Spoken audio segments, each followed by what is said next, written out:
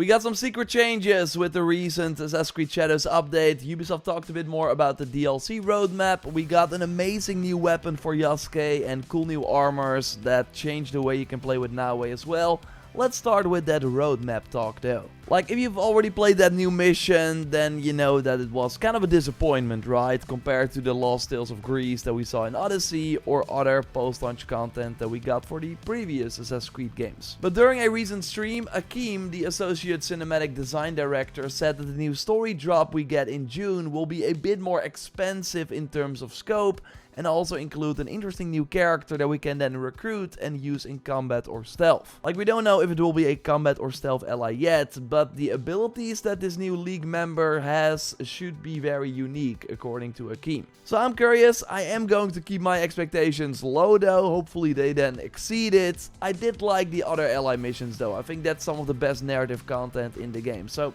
let's hope that's the case for this one as well. Akeem also briefly touched on the collab, saying that it's the first of hopefully many. So he was pretty excited about this. It should be a collab with a different franchise, although we have no further info on this yet, but we will hear it in the coming weeks. He also touched on the open world alarm system, saying that when we should cause chaos in the open world, someone will come after us. Likely the Guardians that are already in the game, but it would of course be cool if it's a new type of Guardian or new type of enemy altogether. Although I'm not expecting it. Overall, of course, having the Guardian system expand to causing chaos in the open world is great. He also noted that they are tuning the headgear in cutscenes right now and want to launch it, of course, bug-free, and how our feedback is really important and that they read all the YouTube comments. So as I always say, drop things that you would want to see in the comments. They've been really great so far with implementing everyone's feedback. This makes me hopeful that we will see more finishers for weapons later on, because that's desperately needed. Another big point of feedback is of course in regards to the parkour in the game that is lacking some crucial features compared to previous titles.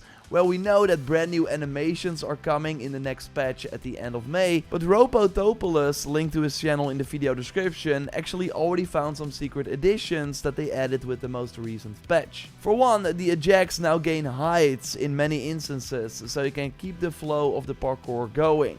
While first, you would lose height and mostly hang, losing all your momentum. They now also seem to prioritize foot landing over hanging when that's possible, which again is great to keep the speed. And you can now also much smoother do the knee slide to the rooftop hang. So slide, let go of all the inputs, then do the parkour down with circle or B, and then you should hang. Shout out to Plantro Beats for finding this. So really cool that Ubisoft has already secretly added some of these additions. Of course, if you found more secret changes, like they also made unlocking skills way faster with the patch, let me know in the comments down below. And yes, now let's go over brand new items. A link to a giveaway for Helix credits in the pinned comment. Like the video and be a subscriber if you want to enter. So we got the Tengu pack in the Helix shop. We'll tell you if any of these items are any good, so worth getting when they show up in the exchange, but they do look very cool for sure. Now we got the beaked mask, kind of like the masks we saw from the Ezio games. And when you, by the way, walk, you have these feathers around you. I do hope they add a way to disable these effects for if you don't want them.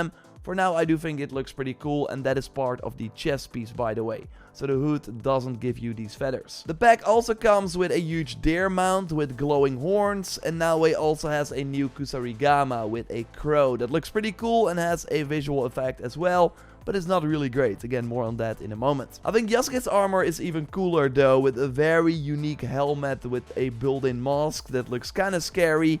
Also, he has the feathers as part of the chest piece, but the chest piece overall I think is not that exciting. The new weapon though does look insanely cool. It has a sort of hat on the handle, and it's also really powerful. It's basically Mjolnir from Valhalla, but as a two-handed cannonbow. The perk reads, attacks have a chance to create an area of effect depending on adrenaline levels. In my experience, this effect triggers very often, like almost every hit, if you just keep your adrenaline chunks filled. Yes, you already see it, then you will stagger but also damage multiple enemies that stand close to the target you are hitting, and the damage is based on your attack, so it can go up really high. You got like basically one of the best weapons to deal with groups. it can get really insane. And it's just fun to see enemies die around you while not even hitting them. A cool touch is, by the way, that the weapon can also start glowing, and this happens when you build up new adrenaline chunks with the weapon. So if you start using it when your adrenaline is already full, just use some abilities so you can build up new adrenaline chunks and get this pretty crazy looking effect. And by the way, use the Breaking Armor Spread Shrapnel dealing 80% damage perk from the Daybreak's Fury that you get from the main story. So they have multiple AoE effects that trigger, and enemies will get staggered more often. So when this weapon appears in the exchange, you really want to get it. I cannot say the same for the armor pieces though. With the helmet, you restore 5% health with excess adrenaline gain, meaning that if you just attack enemies a lot and get a lot of adrenaline, you will also heal yourself. But yeah, it's only 5%, so sure, it's a nice passive effect, but you will still have to use rations to stay alive. And the chest gives a 15% critical chance per 25% health lost, so you can, on paper, pretty easily go to the 45% crit chance while low health. But to be honest, without damage numbers and other benefits for crits, it's really not that great, at least right now. That might change, of course, in the future. The Crow Spirit Talisman that gives you 50% damage for 3 seconds after healing is also not that great. Like 3 seconds is of course a very short time, even for Naoe, who just got an insane new way to heal herself. Like for Naoe, this new armor set has some of the best perks for her in the game. Yes, I'm dropping smoke bombs left and right, because a kill while outnumbered, in my testing that's when surrounded by 3 or more enemies, can trigger a smoke bomb with this headpiece. And they say can, well, it almost always seems to trigger for me.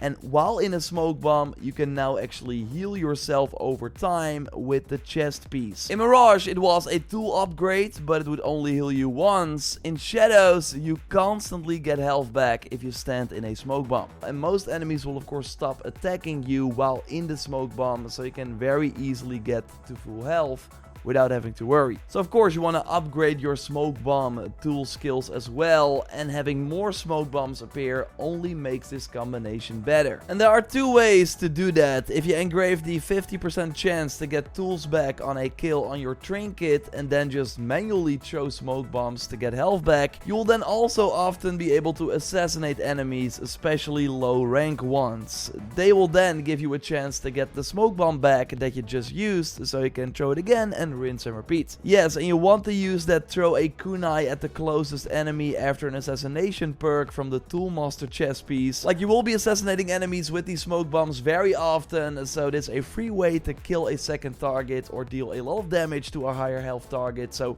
really great in combination with this new armor set. Another way to get more smoke bombs is putting the Vault over enemies perk from the Anamusha headband on the headgear to also make enemies vulnerable, and then do a weak point attack with the Tento to drop another smoke bomb thanks to the perk from the Hato Tanto. That's a Helix weapon, but it was at the exchange once, so can appear again.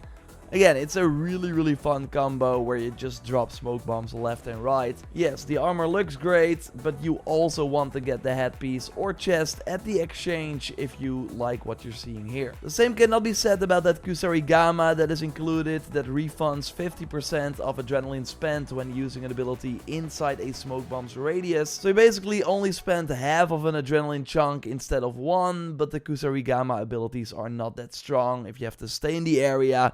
So you don't want to play around it, it's really not that great. Subscribe for way more Shadows content if you haven't already. A like on the video would really help me out. And of course, check out our previous video on the update and everything that it changed by clicking on the screen. I will speak to you very soon. Goodbye.